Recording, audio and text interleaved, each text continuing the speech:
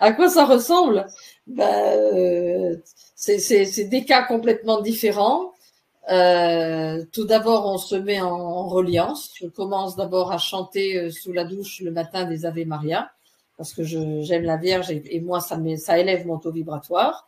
Je me mets en prière et je mets mes bougies avant de démarrer une séance. Bon, je travaille beaucoup en distanciel. J'adore travailler en distanciel, presque plus qu'en présentiel.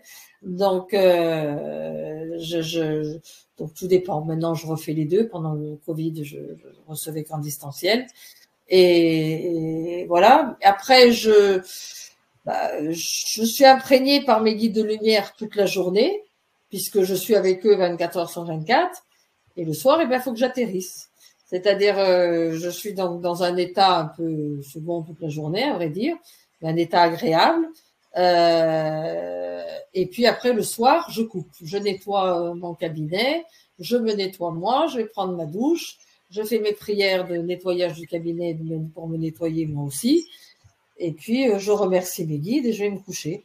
Mais je ne sais pas quoi vous dire d'autre. Je reçois donc des cas complètement différents. J'ai énormément, c'est triste à dire, mais beaucoup de viols et d'inceste, de personnes qui ont vécu le viol et l'inceste, c'est énorme. Beaucoup de gens également qui ont des problématiques d'argent, qui ont des soucis d'argent et qui veulent aller vers la prospérité. Des gens qui veulent développer leurs dons, pareil, qui comprennent pas pourquoi ils ont des peurs ou des culpabilités à le faire.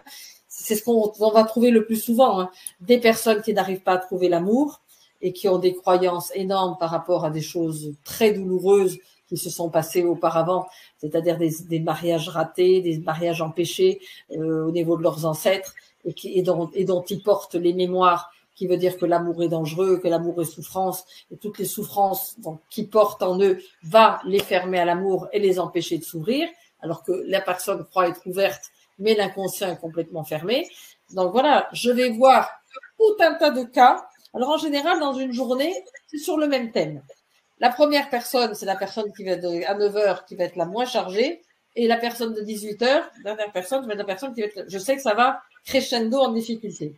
Donc, quelque part, il me laisse me chauffer petit à petit. Je vais vous expliquer un petit peu. J'ai la personne, parce qu'ils savent que je suis plus du soir. La personne à 9 heures, elle est beaucoup moins, voilà, ça va être beaucoup plus light.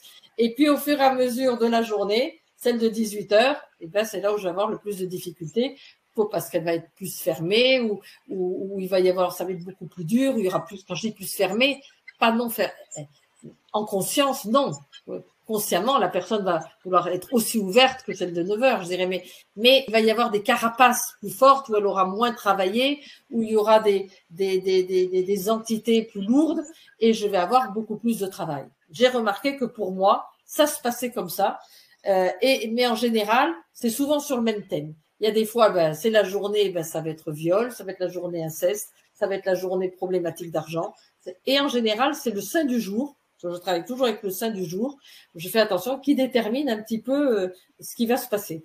Donc, je regarde toujours le saint du jour avant de commencer. Et à quoi c'est relié? Parce que chaque prénom veut dire quelque chose. Et donc, le matin, je rends hommage au saint du jour. Je lis ce que règle ce que ce saint vient régler en ce jour, et ça tombe toujours pile poil avec les personnes de la journée. Comme vous savez qu'il n'y a pas de hasard, les personnes inconsciemment se regroupent la même chose. C'est pareil, dans le groupe, les gens qui s'inscriront vont avoir également des choses miroirs dans leurs histoires. Oh, c'est drôle, ma mère s'appelle Paul. Ah ben moi, c'est mon grand-père qui s'appelle Paul. Ah ben moi, il a eu ça ou ça. Ah ben moi aussi, dans ma famille, il y a eu ça. C'est pareil, vous n'allez pas vous retrouver dans un groupe par hasard. Vous allez vous retrouver dans un groupe pour vous aider à guérir vos problématiques miroirs, qui vont faire miroir à ce qui s'est passé dans vos histoires généalogiques et dans vos propres histoires, dans vos enfances.